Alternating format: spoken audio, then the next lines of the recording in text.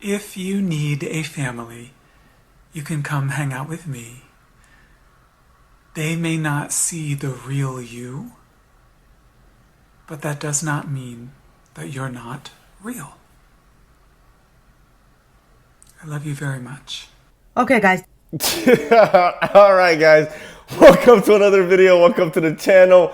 Before we get started on this really weird video today, make sure you guys hit the like button down below. If this is your first time on the channel, hit the subscribe button with the notification bell so you get notified every time I bring a brand new video. All right, guys, so as you saw in the quick little clip right there in the beginning, we're going to be talking about this dude named Jeffrey Marsh, I think is his last name. Yeah, he is a TikToker who is basically being accused of the G word that they don't like to use or they don't like to hear. And we already know what we're talking about. So we have this video of this comedian, this Muslim comedian, who is basically getting backlash from the woke mob for calling out his behavior over the internet.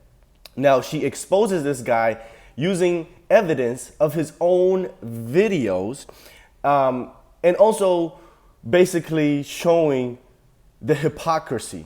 Now let's watch it together and then we'll talk about it as the video goes along and then talk about it in the comment section. Let's get into it. This video is going to be a bit long. Stop telling trans people that we're inspirational. Stop telling kids to go on your Patreon and chat to you privately without their parents knowing.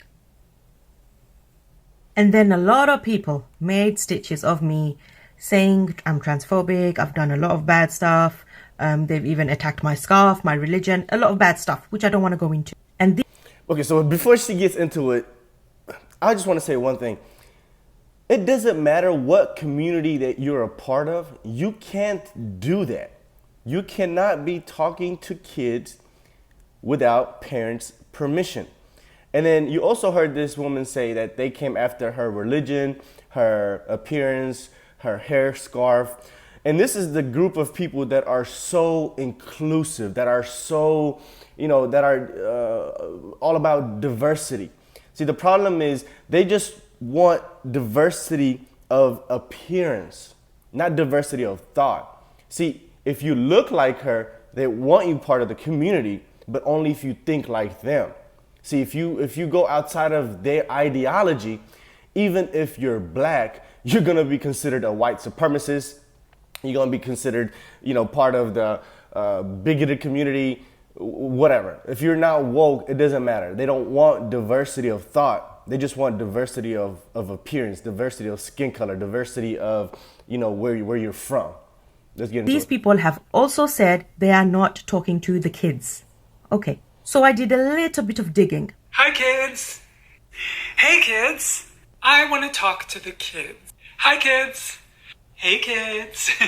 So yeah, there's a lot of videos of them addressing kids. Now, the main video I want to talk about. Your parents screwed up. It's okay to say so. That's why I made a Patreon. So you want to talk to kids whose parents have screwed up? Why? Why you want to talk to these particular kids? Why? Because those kids are the most vulnerable. You see, these kids that have parents that are screwed up or don't have parents at all, they haven't really had much guidance. So it's easy to take advantage of them. It's easy to persuade them because they don't have any outside influence that they respect. See, if you had a mom and a dad that you respect, that raised you your whole life, when some creepy dude on the internet dressed like a woman comes to you and tells you that your parents are wrong, you're gonna automatically go to your parents and say, hey, this dude said this and that, is he right? Or, he's saying that you guys are wrong. What does he mean by that? You're gonna go to them. But if you don't have any parents that you respect, that you don't look up to, that are not around, then who do you go to basically, for your moral check, the fact checker? Your parents are basically like your fact checkers as you're growing up. So if they're not there to check these dudes or these people or these outside influence coming you telling you these different things, you're easily moldable, you're easily persuadable. That's why I made a Patreon, so that we could talk about it.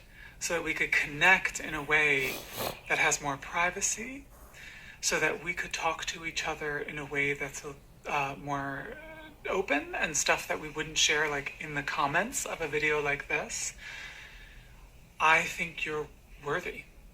And so you want to talk to kids on a social media platform privately about topics that cannot be talked about in the video of TikTok's comments sections. Because why? Why you want to do that? Why you can't chat about these topics in these comments? It's Is it because you might get flagged or something? What could be the reason?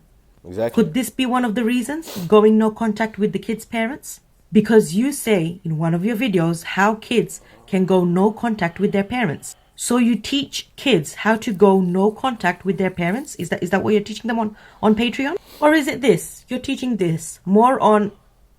Because this video might get flagged. That's why I don't want to say the word. And this is Jeffrey Marsh's Patreon.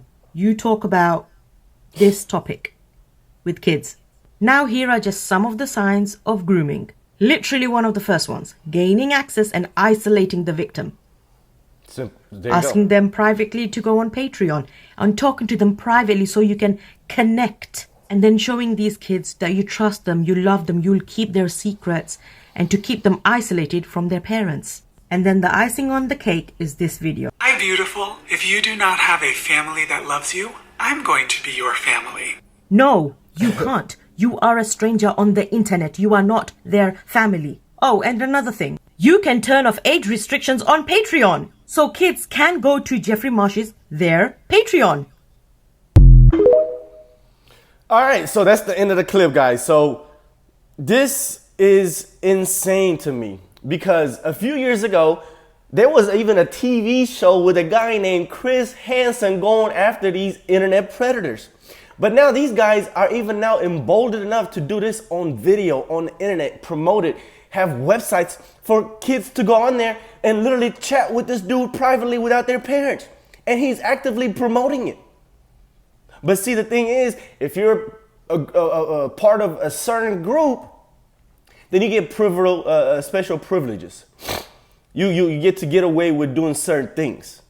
And I love this woman coming out and exposing this because you can't scare her. You can't scare her into shutting up. Because one thing they try to do, and the way they'll try to shut people like her up and like me, is because one, they'll say, well, you're part of a marginalized group, so you shouldn't be criticizing another marginalized group. I get that criticism all the time. They say, well, because you're black, you shouldn't criticize the LGBTQ community because you're marginalized as a black person. You should know what the LGBTQ community is going through because you're basically experiencing it. I don't know what they're talking about. I've never experienced any prejudice, any racism. Nothing. I've been afforded the opportunity to do anything that I want in this country, and that's why I love this country. So that doesn't work on people like her and people like me. And one other reason that this is not going to work on people like her is I'm not going to assume where she came from. But usually people like her in their community, they came from really difficult situations. If you come from the Middle East, most of the time it's war torn. These people had to survive through war, had to survive through hunger and famine and government corruption. They fled their own country to come here. So they've experienced the fear of death. So you criticizing them on the internet and calling them names and calling them bigoted and talking about their appearance, talking about their hijab. But come on, man. They've gone through worse than that. So these are the wrong people to criticize. Is one, immigrants, because we don't give a damn, because we know exactly, we can decipher the BS. I don't know if you ever noticed, it's usually very difficult to find a woke foreigner. Somebody that wasn't born in America, somebody that migrated here, that came from the Middle East, that came from Africa, they're usually not woke. It's very, very rare to find somebody that's woke. And if they are from Middle East or Africa or somewhere else, or China or whatever, if they're woke, that means they were born here. I can guarantee you, I will put money on it. But anyway, I'm going besides my point. But like I said, we used to lock these people up. Chris Hansen used to be on these dudes' ass all the time. So what is going on? Why is this being allowed? That's the point of this video. Why are we allowing this? Why do we let this happen? It's kids that are being exposed to this, and it's kids that he's taking advantage of. Even if it's just one, even if it's just one kid that signed up for his Patreon that he had a private conversation with, that is one kid too many. So let me know what you guys think. Comment down below. Let's talk about it in the comment section. If this is your, like I said, first time on the channel, hit the subscribe button, hit the like button. I hope you guys come back for more content. And if you want to support me even further and support the channel, I have Patreon. The link is in the description. Your support and your donation is definitely not required, but it is greatly, greatly appreciated. Thank you so much for being here. See you guys on the next one. Peace.